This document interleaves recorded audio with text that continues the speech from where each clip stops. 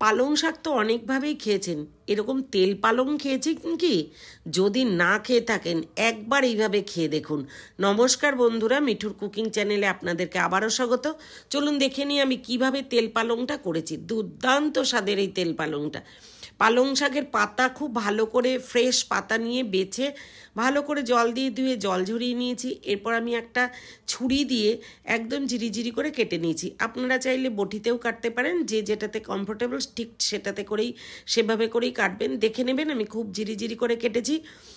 একদম খুব ঘরোয়া ছোট্ট অল্প উপকরণে দুর্দান্ত স্বাদের এই পালং শাকের রেসিপিটা, তেল পালং, আমার এক বৌদি খুবই ভালোবাসে আমাকে। সেদিন বলছিল যে ডাকে আমাকে, দিদি দিদি তুমি যদি তেল পালং না খাও তো একবার করে খেয়ে দেখো। সত্যি অপূর্ব লাগলো। আর আমরা সবসময় কারো না কারো থেকে কিছু না কিছু শিখি। আমিও সবসময় শিখি এবং কিছু একটু এক্সপেরিমেন্ট করি। তো বলেছে এবং আমি আমার কি কি দিয়েছি এগুলো টোটালি আমার এক্সপেরিমেন্ট। তো আমি খেয়ে দেখলাম দুর্দান্ত, মানে বাড়িতে মাছ মাংস যদি নাও থাকে এই রেসিপি দিয়ে টোটাল ভাতটা তৃপ্তি করে খাওয়া যাবে এবং কাউকে দিলে সে কিন্তু আবার রিকোয়েস্ট করবে। দেখুন 4 কোয়া রসুন নিয়েছি বড় বড়, আর একটা টমেটো দানা ছাড়িয়ে কুচি করে কেটে নিয়েছি। হ্যাঁ, এই রেসিপিটায় কিন্তু তেল একটু বেশিই লাগবে। সর্ষের তেল দিয়ে তার মধ্যে সর্ষের তেলটা গরম করে 4টে শুকনো লঙ্কা আমি ভেজে ভালো করে ভেজে তুলে নিয়ে 1/2 চামচ মতন কালো জিরে আর ওই টমেটোটা দিয়ে দিয়েছি। আপনারা যেমন ঝাল খান ঠিক তেমনই লঙ্কা দেবেন। আমরা ঠিক এই 4টে লঙ্কা দিয়েছি, তাতেই কিন্তু দুর্দান্ত ফ্লেভার এবং টেস্ট হয়েছিল। এরপরে রসুনটাও দিয়ে দিয়েছি, দিয়ে ওর মধ্যে অল্প করে লবণ দিয়ে, মানে স্বাদ মতো লবণ দেবো, দিয়ে ঢাকা দিয়ে দেবো। মিনিট খানেক পরে ঢাকনাটা তুললেই দেখবো যে টমেটোটা একদম গলে গেছে। তো একদম টমেটোটাকে কিন্তু গলিয়েই নিতে হবে, তাহলে আরও বেশি ভালো লাগবে, কারণ মুখে পড়লে অত বেশি ভালো লাগবে না। তো রসুন আর টমেটোটা ভালো করে ভাজা ভাজা করে নিয়েছি। রসুনটা দেখুন কালার কিন্তু চেঞ্জ হয়নি, মানে পুড়ে যায়নি। ঠিক এইভাবে করেই ভাজা করে নিয়ে এরপর শাকগুলোকে দিয়ে দিতে হবে। তার আগে দিয়ে দিচ্ছি অল্প করে হলুদ, যেহেতু লবণটা দেওয়া আছে লবণটা কিন্তু বুঝেই দিতে হবে। হলুদ দিয়ে এরপর কুচি করা শাকগুলোকে দিয়ে দিচ্ছি, দিয়ে নাড়াচাড়া করে। আর আমরা সবাই জানি পালং শাকে প্রচুর জল বেরোয়, তো বেশ হাই ফ্লেমে দিয়ে অনেকক্ষণ কিন্তু জলটা টানাতে হবে।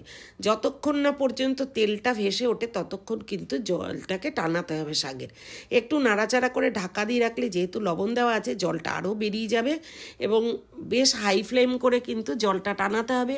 আমি এখানে ইউজ করেছি আর শুধুমাত্র জাগরি পাউডার, মানে অল্প একটু, ছোটো চামচের 1/2 চামচ মতন জাগরি পাউডার দিয়েছি। আপনারা যে কোনো মিষ্টি খান, যে মিষ্টিটা খান সেটা কিন্তু দেবেন এর মধ্যে। একটু মিষ্টি দিলে খেতেও ভালো লাগবে।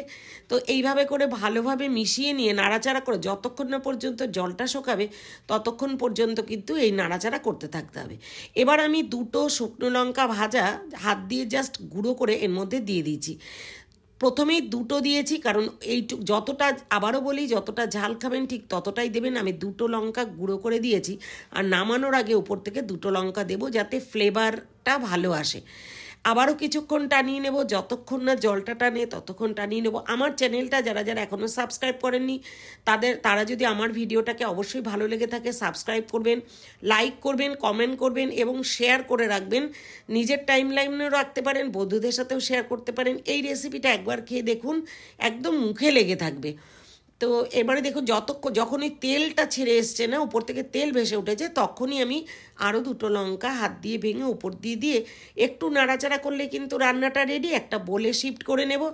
শুধু গরম ভাতে, আবারও বলছি, মাছ মাংস ডিম যদি নাও থাকে সাথে, এই একটা রেসিপি তেল পালংয়ে কিন্তু দুর্দান্ত লাগবে খাবারটা। একবার করে খেয়ে দেখবেন, কেমন লাগলো জানাতে ভুলবেন না। আর ভিডিওটা আপনাদের কেমন লাগলো সেটাও কিন্তু জানাতে ভুলবেন না। আর যারা সাবস্ক্রাইব করেছেন তাদেরকে অনেক অনেক ধন্যবাদ। যারা এখনও সাবস্ক্রাইব করেনি তারা পাশে থাকবেন।